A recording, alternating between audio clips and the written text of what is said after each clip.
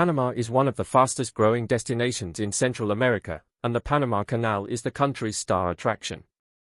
Although it's on everyone's list of things to experience, the canal is more important as a global shipping transit than a tourist experience. Unfortunately, Elon Musk has revealed that the Panama Canal is on the verge of dying.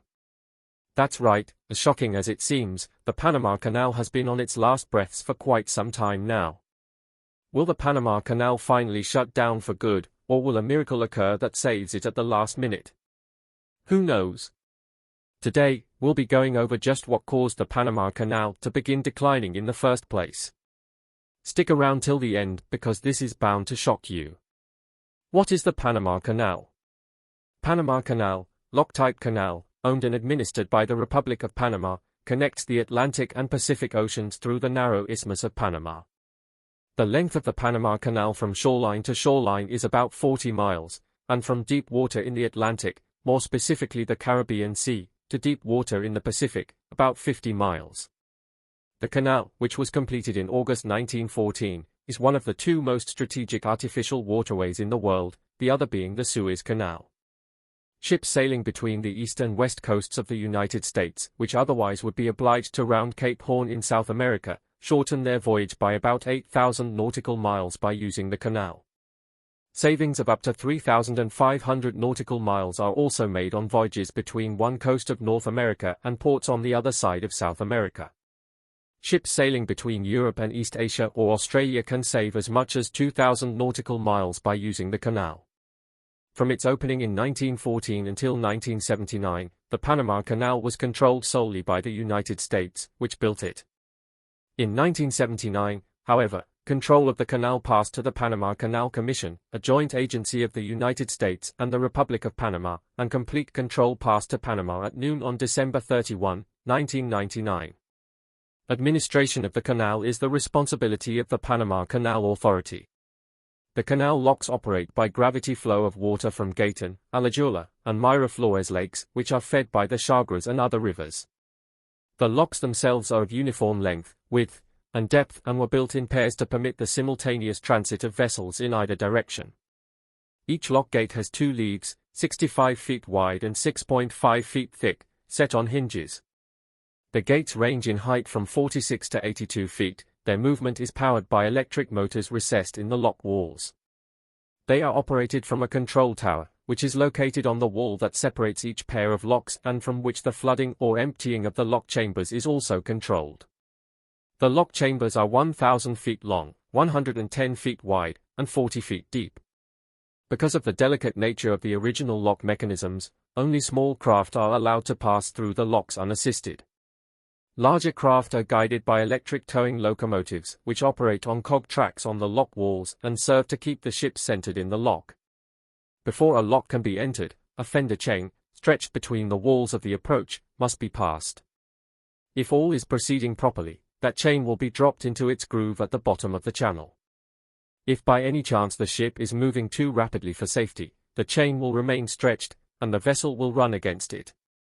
The chain, which is operated by hydraulic machinery in the walls, then will pay out slowly by automatic release until the vessel has been brought to a stop. If the vessel should get away from the towing locomotive and, breaking through the chain, ram the first gate, a second gate 50 feet away will protect the lock and arrest further advance. The third lock systems of the third set of locks project, begun in 2007, were inspired by the Berendrecht lock in Antwerp, Belgium, and water-saving basins used in canals in Germany. Some 190,000 tons of steel, mostly from Mexico, were entrenched in heavily reinforced concrete to build the lock chambers on the Atlantic and Pacific sides, and the new lock gates measure up to 33 feet wide, 98 feet high, and 190 feet long. The new chambers and basins, which control the water flowing from Gatun Lake, were designed to minimize the turbulence of water flow and the disturbance to transiting vessels. The basins were completed in June 2016 and include 158 valves consisting of 20,000 tons of structural steel. Material. Officials say those water-saving basins are the largest in the world and facilitate a 60% reuse of water. Whereas the existing locks use 52 million gallons with each use, the new locks use 48 million gallons. Unfortunately, the Panama Canal is now in serious danger.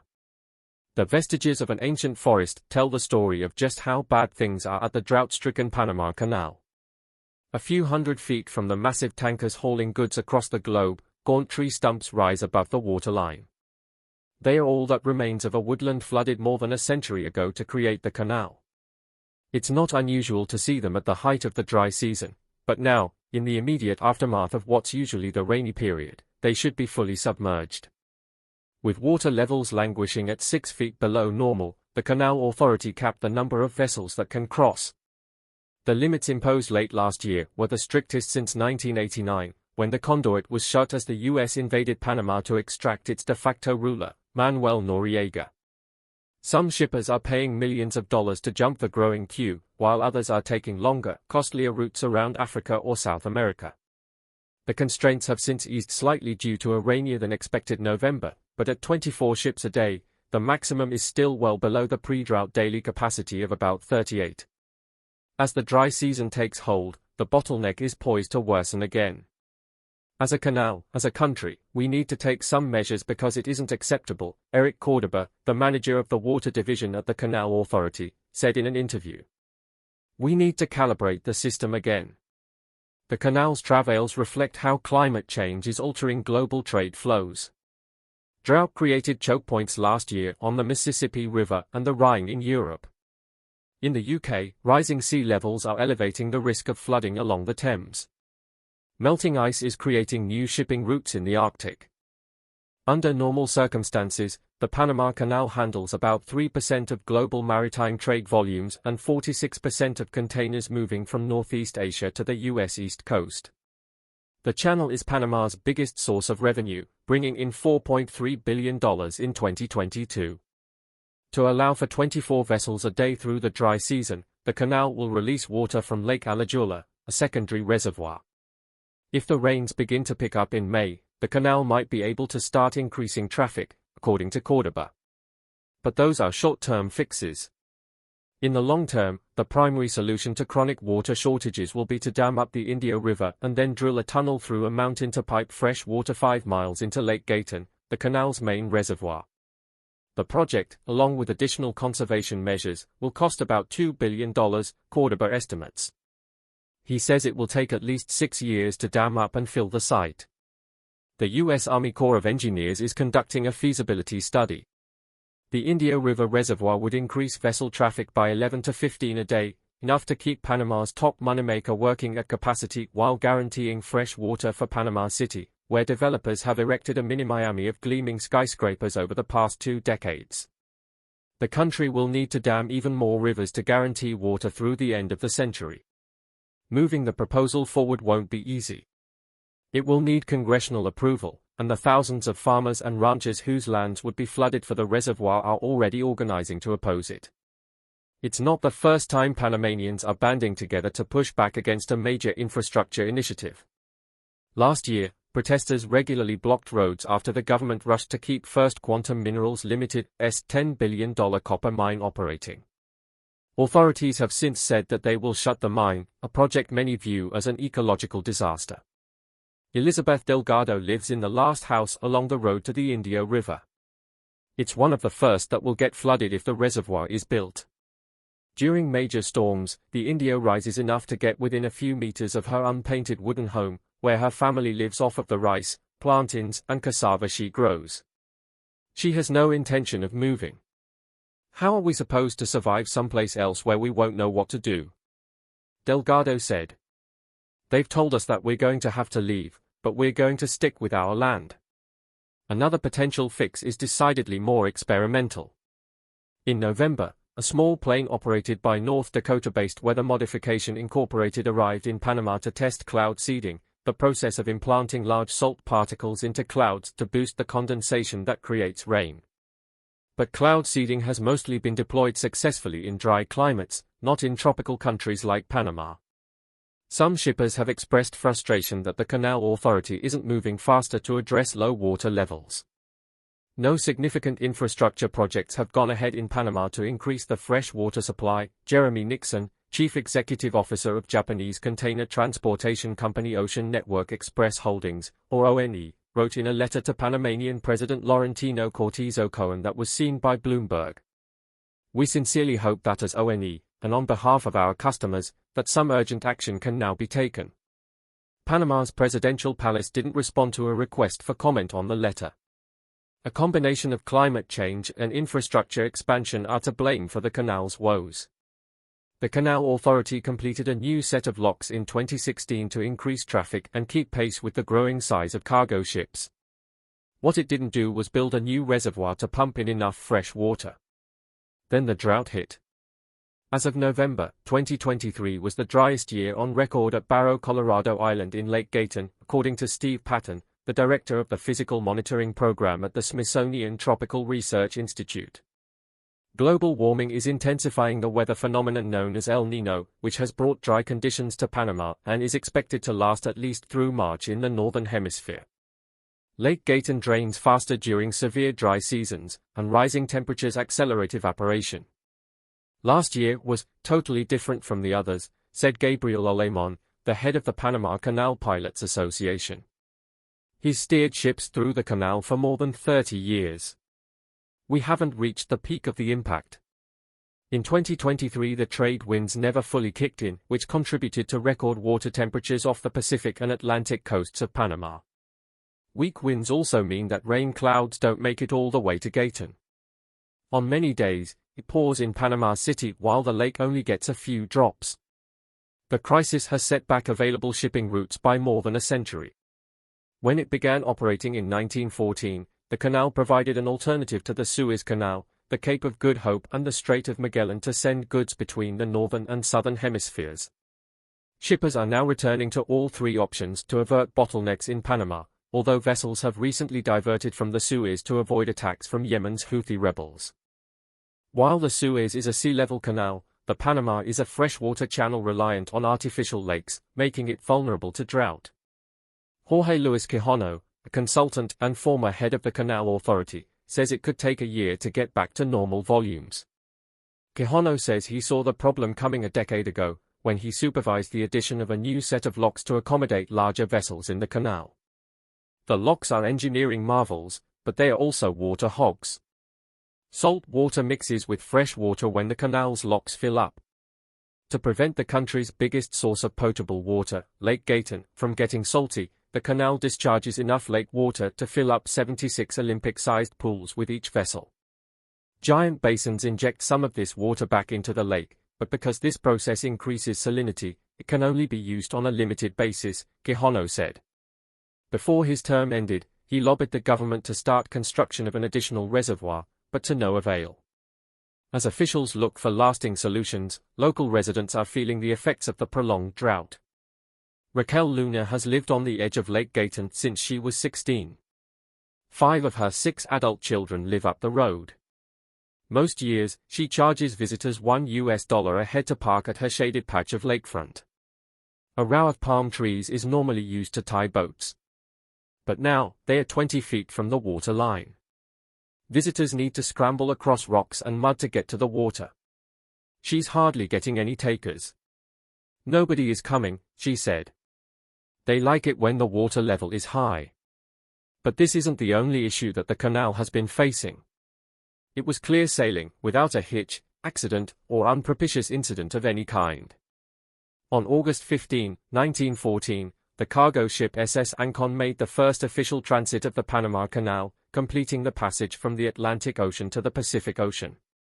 U.S. diplomat John Barrett was there to record the historic moment, and he marveled at how the path-breaking voyage already seemed routine. So quietly did she pursue her way that a strange observer coming suddenly upon the scene would have thought that the canal had always been in operation. After the Ancon, the voyage did become routine. By the mid-1920s, annual traffic on the canal surpassed 5,000 ships. Today, more than 12,000 ships per year make the voyage across the isthmus. The quicker, cheaper, and safer way to bridge the oceans has transformed global trade and the Western Hemisphere. Today, however, an observer coming upon the scene might sense dark clouds on the horizon. In his inaugural address, U.S. President Donald Trump said that the canal had foolishly been given to the country of Panama. Panama is treating the United States unfairly and China is operating the canal, he argued, without providing specifics. "We're taking it back," he declared. The bridge, it seems, has become an impasse. Difficult waters require steady guides. Below, Atlantic Council experts deftly steer us through how the canal came about, why it matters today, and what to expect next. Throughout the 20th century, the United States, with increasing Panamanian animosity, controlled the canal zone. Increased tensions, perpetuated by the stark difference between US-controlled canal zone life and that outside the zone, led to demonstrations in 1964 that turned violent and resulted in the deaths of both Panamanians and US Marines. This incident sparked new interest across administrations to resolve tensions around the canal, which came to the fore during the presidency of Jimmy Carter, who entered office seeking a new beginning with Latin America. In 1977, Carter came to an agreement with Panama on a transition for the canal, joint administration until 1999, at which point Panama would fully take over the canal. Among other things, the Permanent Neutrality Treaty requires efficient canal operation, transit fees that are just, reasonable, equitable, and consistent with international law, and neutrality of the canal. The Panama Canal Authority, an autonomous entity, was set up to administer, operate, modernize, and set fees for the canal. Since taking over canal operations, Panama has invested more than $5 billion to expand the canal in order to accommodate larger ships.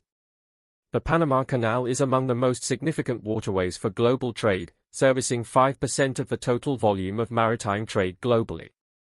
For the United States, the canal is critical for efficient trade. 40% of U.S. container traffic passes through the canal annually, carrying about $270 billion in cargo.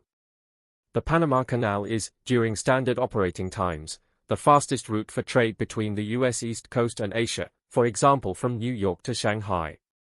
Trade from Europe to the U.S. West Coast, or South and Central America to Asia, i.e. Brazil to China, also relies on the canal. Still, over 74% of the trade volume that flows through the Panama Canal is headed for, or coming from, the United States.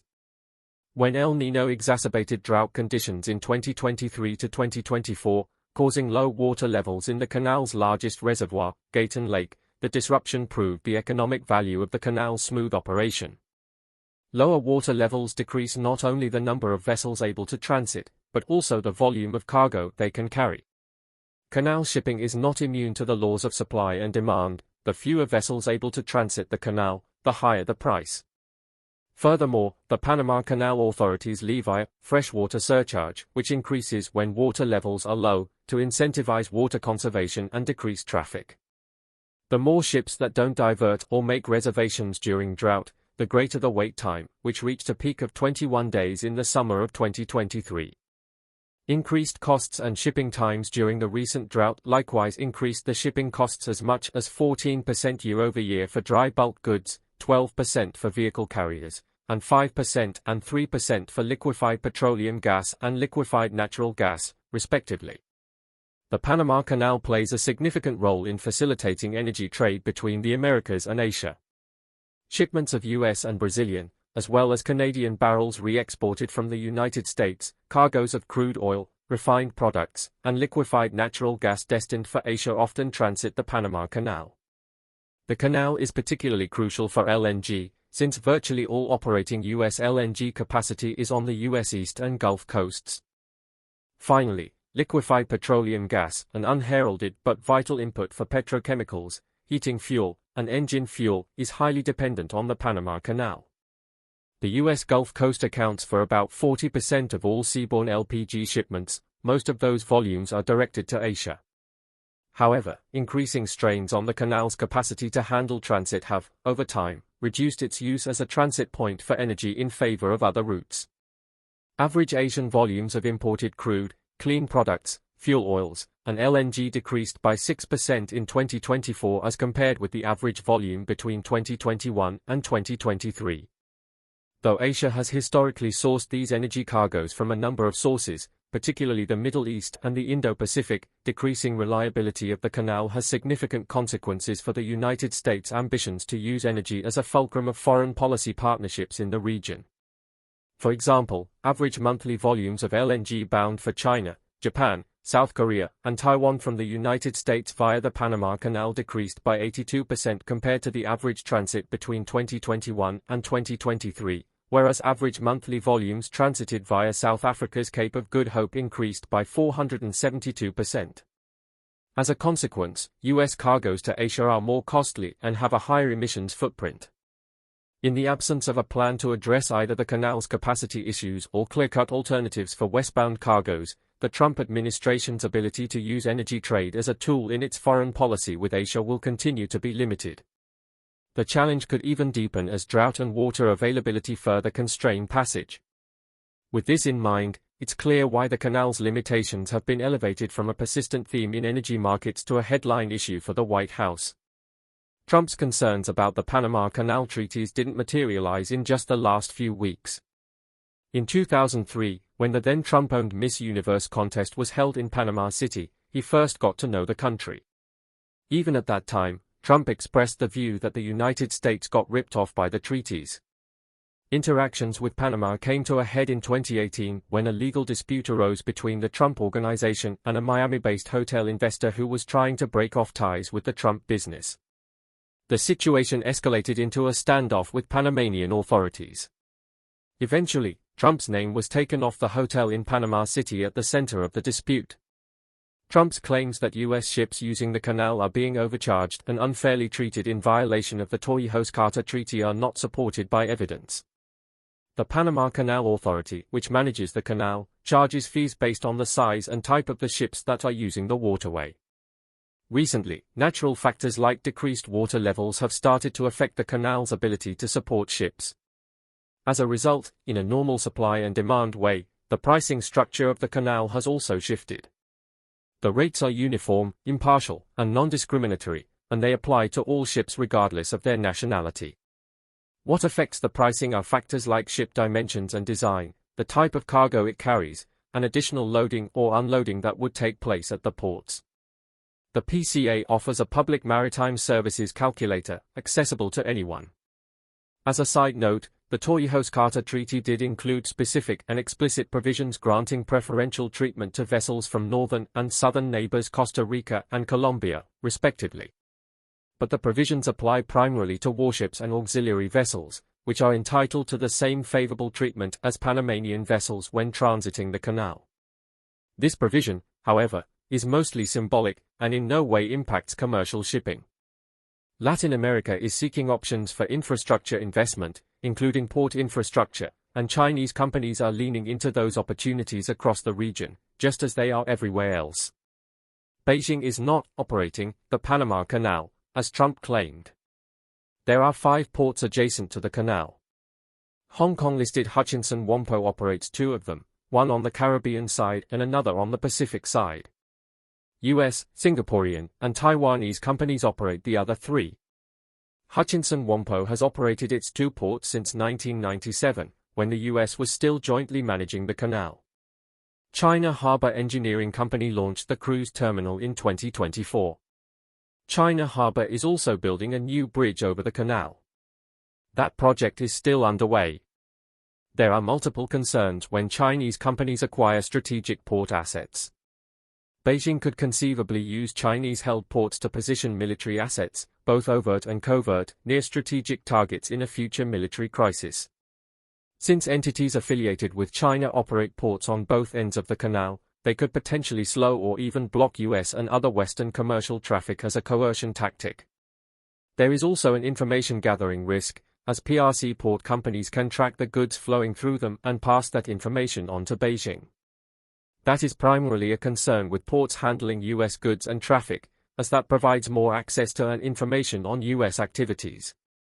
That concern extends to the equipment non-Chinese-owned ports use to move and scan commercial freight.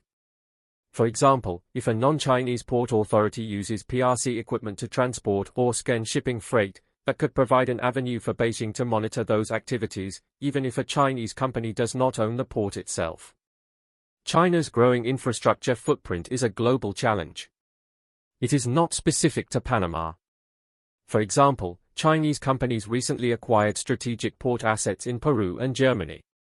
According to recent analysis from the Council on Foreign Relations, Chinese companies have some degree of ownership in at least 129 ports around the world.